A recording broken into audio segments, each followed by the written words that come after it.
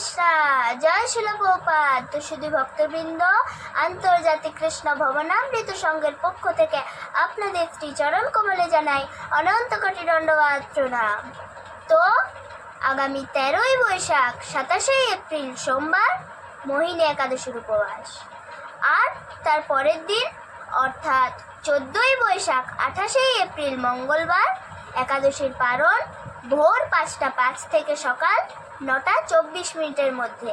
আর সেদিন কি দ্বাদশীর দিন শ্রীমতী রুক্মিণী দেবীর আবির্ভাব তিথি।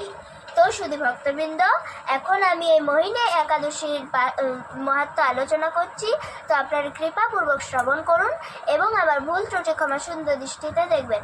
মোহিনী একাদশীর মাহাত্ম্য কি জয়।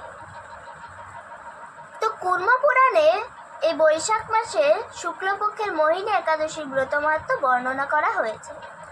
তো মহারাজ যুধিষ্ঠির বললেন যে, হে জনার্দন, এই বৈশাখ শুক্লপক্ষে একাদশীর নাম কি, কি ফল, কি বিধি, এ সকল কথা আমার নিকট বর্ণনা করুন। তখন তদুত্তরে ভগবান শ্রীকৃষ্ণ বললেন যে, হে ধর্মপুত্র, আপনি আমাকে যে প্রশ্ন করেছেন, পূর্বে শ্রী রামচন্দ্র বৈশিষ্ট্যের কাছে এই একই প্রশ্ন করেছিলেন। তিনি জিজ্ঞাসা করেছিলেন যে, হে মুনিবর, আমি জনক নন্দিনী সীতার বিরহজনিত কারণে বহু দুঃখ পাচ্ছি, তাই একটি উত্তম ব্রতের কথা আমাকে বলুন, যার দ্বারা সর্বপাপ ক্ষয় ও সর্ব দুঃখ বিনষ্ট হয়। এই কথা শুনে বৈশিষ্ট্যদেব বললেন যে, হে রামচন্দ্র, তুমি উত্তম প্রশ্ন করেছ। যদি তোমার নাম গ্রহণেই মানুষ পবিত্র হয়ে থাকে, তবুও লোকের মঙ্গলের জন্য তোমার কাছে সর্বশ্রেষ্ঠ ও পরম পবিত্র একটি ব্রতের কথা বলছি, তুমি তা শ্রবণ করো। তো বৈশাখ মাসে শুক্লপক্ষে একাদশী মোহিনী নামে প্রসিদ্ধ। তো এই ব্রত প্রভাবে মানুষের সকল পাপ, দুঃখ ও মোহজাল অচিরেই বিনষ্ট হয়। তাই মানুষের উচিত সকল পাপ ক্ষয়কারী ও সর্বদুঃখ বিনাশী এই একাদশী ব্রত পালন করা। একাগ্র চিত্তে তার মহিমা তুমি শ্রবণ করো। এই কথা শোনা মাত্রই সমস্ত পাপ বিনষ্ট হয়। তো পবিত্র সরস্বতী নদীর তীরে ভদ্রাবতী নামে এক সুশোভনা নগরী ছিল। চন্দ্রবংশজাত ধৃতিমান নামে এক রাজা সেখানে রাজত্ব করতেন। আর সেই নগরীতেই ধনপাল নামে এক বৈশ্য বাস করতেন। তো তিনি ছিলেন পুণ্যকর্মা ও সমৃদ্ধশালী ব্যক্তি। তিনি নলকূপ, জলাশয়, উদ্যান, মঠ ও গৃহ ইত্যাদি নির্মাণ করে দিতেন। তিনি ছিলেন বিষ্ণু ভক্তিপরায়ণ ও শান্ত প্রকৃতির মানুষ। সুমনা, দ্যুতিমান, মেধাবী, সুকৃতি ও ধৃষ্টবুদ্ধি নামে তার 5 জন পুত্র ছিল। পঞ্চপুত্র ধৃষ্টবুদ্ধি ছিল অতি দুরাচারী। তো সে সর্বদা পাপ কার্যে লিপ্ত থাকত।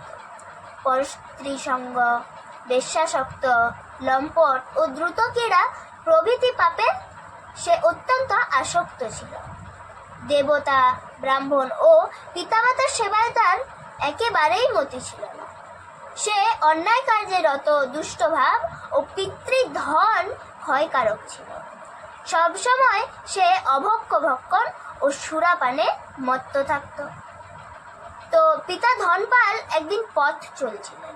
হঠাৎ তিনি দেখতে পেলেন ধৃষ্টবুদ্ধি এক বেশ্যার গলায় হাত রেখে নিঃসংকোচে ঘুরে বেড়াচ্ছে। তার নির্লজ্জ পুত্রকে এইভাবে চৌরাস্তায় ভ্রমণ করতে দেখে তিনি অত্যন্ত মর্মাহত হলেন।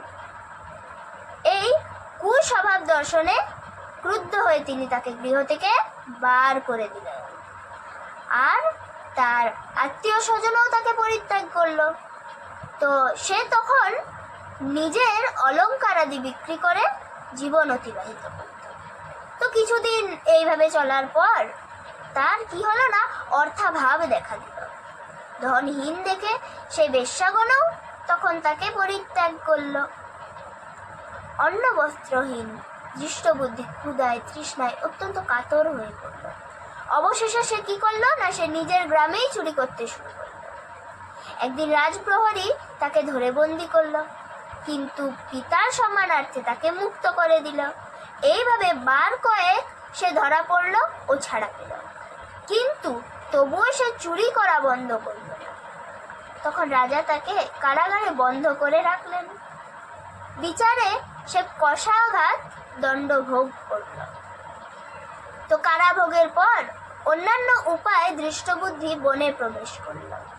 সেখানে সে পশু পাখি বধ করে তাদের মাংস ভক্ষণ করে অতি দুঃখে পাপময় জীবনযাপন করতে লাগলো।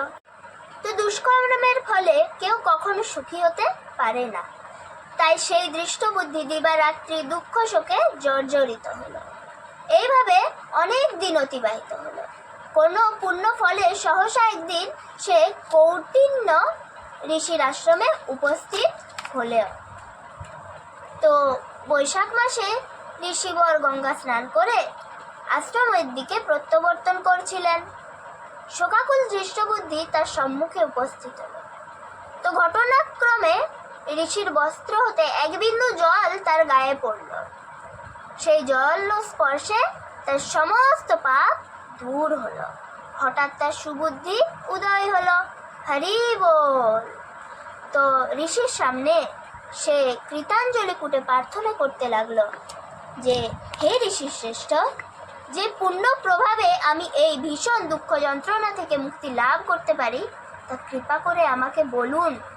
তখন ঋষিবর বললেন যে এই বৈশাখ মাসের শুক্লপক্ষের মোহিনী নামে যে প্রসিদ্ধ একাদশী আছে, তুমি সেই ব্রত পালন করো। এই ব্রতের ফলে মানুষের বহু জন্মার্জিত পর্বত পরিমাণ পাপরাশিও ক্ষয় হয়ে থাকে। তো মহামুনি বৈশিষ্ট্য বললেন, কৌটিন্য ঋষির উপদেশ শ্রবণ করে প্রসন্ন চিত্তে দৃষ্টবুদ্ধি সেই ব্রত পালন করল। তো হে মহারাজ রামচন্দ্র, এই ব্রত পালনে যে নিষ্পাপ হলো, দিব্য দেহে লাভ করল, অবশেষে গরুড়ের আরোহণ করে সকল প্রকার উপদ্রবহীন বৈকুণ্ঠ ধাম গমন করল। হে রাজন, ত্রিলোকে মোহিনী ব্রত থেকে আর শ্রেষ্ঠ ব্রত নেই। যজ্ঞ, তীর্থস্থান, দান ইত্যাদি কোনো পুণ্য কর্মই এই ব্রতের সমান নয়। এই ব্রত কথার শ্রবণ কীর্তনে সহস্র গোদানের ফল লাভ হয়। হরি বল। তো শুধু ভক্তবৃন্দ, আপনারাও এই মোহিনী একাদশী নিষ্ঠা ভক্তি যত্ন সহকারে পালন করুন এবং অন্যকেও এই একাদশী ব্রত পালন করতে উৎসাহিত করুন। হরে কৃষ্ণ মহামন্ত্র জপ করুন এবং হরে কৃষ্ণ মহামন্ত্র জপ করে নিজের জীবনকে আনন্দময় সুখময় করে তুলুন।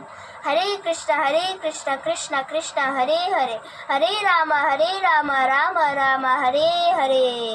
মোহিনী একাদশীর মাহাত্ম্য কি জয়। জগৎগুরু শিল প্রভুপাদ কি জয়। পতিত পাবন জয় পতাকা স্বামী গুরু মহারাজ কি জয়। জয় নিতাই গৌর সীতানাথ প্রেমানন্দে। হরি হরি बोल।